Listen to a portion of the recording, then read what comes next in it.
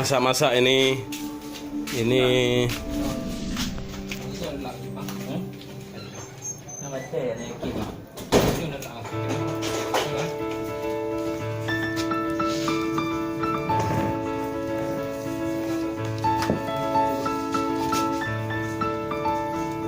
manuk itik kampung.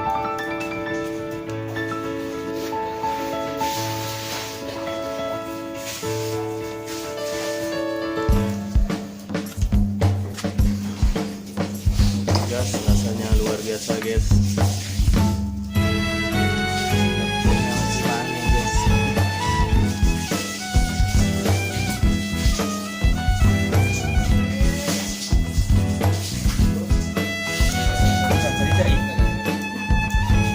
Yo, kumangat guys.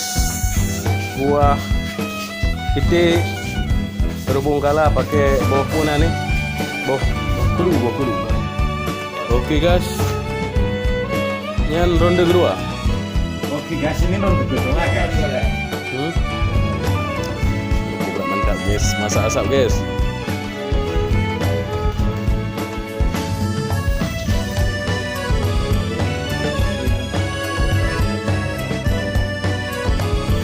Bukan mantap guys. Punya keung kah? Tingkat gubernur lah. Tingkat gubernur, tingkat ajar-ajar udah. Gila. Ya Allah,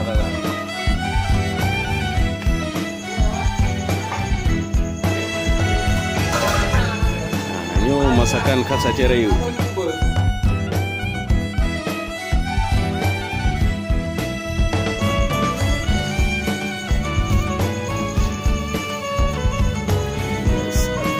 Pakai kaya guys.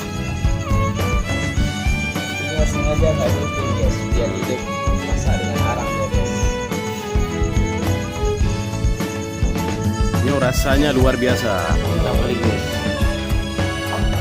Ini baru guys.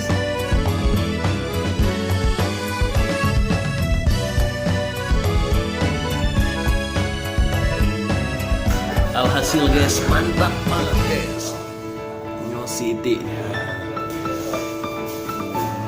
mantap banget ya guys. Nyo guys ay ya guys.